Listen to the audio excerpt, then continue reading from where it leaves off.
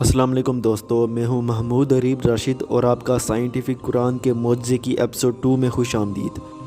تو دوستو، آج ہم قرآن کے ایک سائنٹیفک معجزے کے بارے میں جانیں گے۔ آج کی اس ایپیسوڈ میں ہم بات کریں گے قرآن کے expansion of the universe theory کے معجزے کے بارے میں۔ تو آئیے شروع کرتے ہیں۔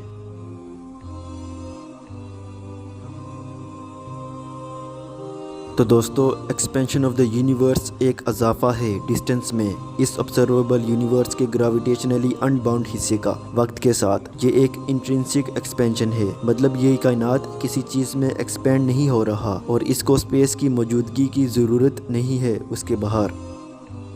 تو دوستو، دا بگ بینگ کے بعد یہ یونیورس اچانک تیزی اور تشدد سے پھیلنے لگا۔ یہ اسپیس سپیڈ آف لائٹ سے بھی تیز پھیلنے لگا۔ انفلیشن کے بعد اس کائنات کا گروتھ ہوتا رہا، مگر کم تعداد میں۔ جیسے جیسے یہ اسپیس ایکسپینڈ ہوتا گیا، یہ یونیورس ٹھنڈا ہوتا گیا۔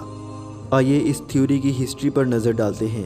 1912 میں ویستو ایم سلیفر نامی ایک امریکن ایسٹرونومر نے سب سے پہلا اسپائرل نیبولا یعنی اسپائرل گلیکسی کے ڈوپلر شفٹ کو میجر کیا تھا۔ تو دوستو، میں نے اپنی پچھلی ایپیسوڈ میں بھی ان ایسٹرونومر کے بارے میں بات کی تھی، کیونکہ انہی کی وجہ سے آج ہم اس expansion of the universe theory تک پہنچ پائے ہیں۔ ویستو سلیفر نے بہت ہی جلد یہ پایا کہ سب نیبولاس یعنی یہ گلیکسیز زمین سے دور ہوتی جا رہی ہیں۔ اس وقت ان کو یہ کاسمولوجیکل امپلیکیشنز اس ایکسپینشن کے بارے میں تو کچھ بھی سمجھ نہیں آیا۔ تو ویستو سلیفر نے پہلے یہ پایا کہ جو دور گلیکسیز کی جو لائٹ ہے وہ ریڈ شفٹڈ ہے، جس سے بعد میں یہ معلوم ہوا کہ یہ گلیکسیز زمین سے دور ہوتی جا رہی ہیں۔ تو دوستو، فاسٹ فارورڈ کریں تو 1922 کے آتے ایک سوویٹ کے میتھمیٹیشین الیگزینڈر فریڈمین نے آئنسٹائن کے فیلڈ ایکویشن سے یہ تھیوریٹیکل ایویڈنس نکالا کہ یہ یونیورس ایکسپینڈ ہو رہا ہے۔ انہوں نے کچھ ایکویشنز پبلش کیے جن کو آج ہم فریڈمین ایکویشنز کے نام سے جانتے ہیں۔ انہوں نے یہ دکھایا کہ یہ یونیورس شاید ایکسپینڈ ہو رہا ہے ایک ایسے ریٹ میں کہ جو ایکویشنز کے دوارا کیلکولیٹ کیا جا سکتا ہے۔ فریڈمین کے ایکویشنز یہ بتاتے ہیں کہ یہ اسپیس ہوموجینیس اور آئسوٹروپک یونیورس کے ماڈلز میں ایکسپینڈ ہو رہا ہے جنرل ریلیٹیوٹی کے مطابق، لیکن اس وقت بھی یہ کنفرم نہیں ہوا تھا کہ یہ یونیورس ایکسپینڈ ہو رہا ہے۔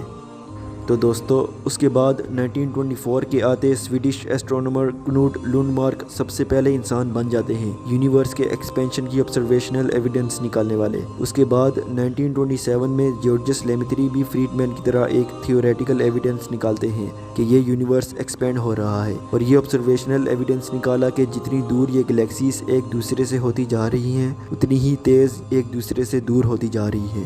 تو دوستو، میں نے اس فزسسٹ کے بارے میں اپنی پچھلی ایپیسوڈ میں بھی بات کی تھی۔ اگر آپ نے پچھلی ایپیسوڈ نہیں دیکھی تو اس ایپیسوڈ کے بعد دیکھ لینا۔ تو دوستو، فائنلی جنوری 1929 میں امریکن ایسٹرونومر ایڈوین ہبل نے یہ آبزرویشنلی کنفرم کر دیا تھا کہ یہ یونیورس ایکسپینڈ ہو رہا ہے۔ انہوں نے یہ سب سے پہلا آبزرویشنل ایویڈنس دیا اس وقت کے سب سے بڑے ٹیلیسکوپ کو استعمال کر کے۔ انہوں نے یہ بھی آبزرویشنلی ڈسکور کیا کہ جتنی دور ایک گلیکسی زمین سے ہے، اتنی ہی تیز یہ زمین سے دور ہوتی جا رہی ہے اسپیس میں۔ اس سے یہ ثابت ہوا کہ یہ یونیورس ہر ڈائریکشنز میں ایکسپینڈ ہو رہا ہے۔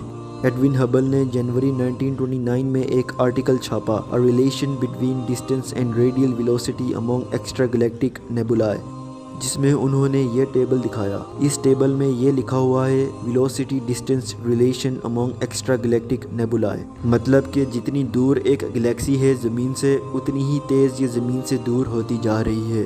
تو دوستو، 1929 میں یہ تو ثابت ہو گیا تھا کہ یہ یونیورس ایکسپینڈ ہو رہا ہے، لیکن اس وقت یہ سمجھا جاتا تھا کہ اس یونیورس میں جو گریوٹی ہے وہ سب گلیکسیز کو کھینچ لے گی اور اس ایکسپینشن کو وقت کے ساتھ سلو کر دے گی۔ لیکن 1980 میں امریکن تھیوریٹیکل فزسسٹ ایلن گوتھ اور سوویٹ کے تھیوریٹیکل فزسسٹ الیکسائی اسٹاروبنسکی نے کاسمک انفلیشن کی تھیوری کو پرپوز کیا تھا، جس میں انہوں نے یہ بتایا کہ ایک نیگیٹو پریشر فیلڈ اس یونیورس کے آغاز میں اس یونیورس کو بہت ہی تیزی سے ایکسپینڈ کر رہا تھا۔ تو دوستو، فائنلی 1998 میں کچھ آبزرویشنز جو the supernova cosmology project اور the high Z supernova search team سے کیے گئے تھے، انہوں نے یہ بتایا کہ یہ یونیورس وقت کے ساتھ اور تیزی سے ایکسپینڈ ہو رہا ہے۔ آسان الفاظوں میں اس یونیورس کا ایکسپینشن ایسلریٹ ہو رہا ہے، مطلب یہ کہ جتنی ایک بہت دور والی گلیکسی ایک آبزرور سے پیچھے ہوتی جا رہی ہے، اتنی ہی اس کی ویلوسٹی یعنی سپیڈ بڑھتی جا رہی ہے وقت کے ساتھ۔ یہ بھی معلوم ہوا کہ یہ یونیورس آج سے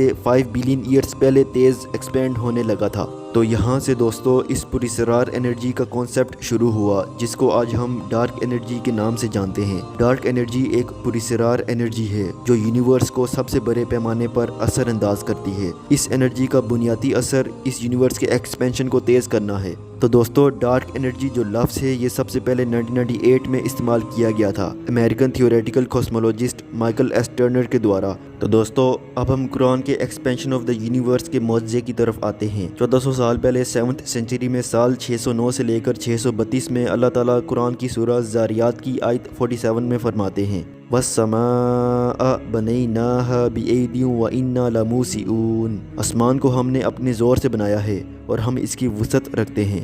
تو اب میرا سوال ان نان مسلم سے ہے جو قرآن پر شک کرتے ہیں اور اس کتاب کو انکار کرتے ہیں کہ 1400 سال پہلے سال 609 سے لے کر 632 تک عرب کے سرا میں کیسے کوئی انسان یہ بتا سکتا تھا کہ یہ کائنات ایکسپینڈ ہو رہی ہے، جبکہ خود ایڈون ہبل نے سب سے پہلے 1929 میں اس ایکسپینشن کو ثابت کیا تھا۔ اس میں کوئی شک نہیں کہ قرآن پاک اللہ تبارک و تعالیٰ کا کلام ہے اور حضرت محمد صلی اللہ علیہ وسلم اللہ کے آخری نبی اور رسول ہیں۔ بے شک اللہ قرآن کی سورہ فصیلت کی آیت 53 میں فرماتے ہیں سَنُرِيهِمْ آیاتنا فی الآفاق وفی انفسہم حتی یتبین لہم انہ الحق اولم یکفی بربک انہ علی کل شیء شہید۔ ہم عنقریب ان کو اطراف عالم میں بھی اور خود ان کی ذات میں بھی اپنی نشانیاں دکھائیں گے، یہاں تک کہ ان پر ظاہر ہو جائے گا کہ قرآن حق ہے۔ کیا تم کو یہ کافی نہیں کہ تمہارا پروردگار ہر چیز سے خبردار ہے؟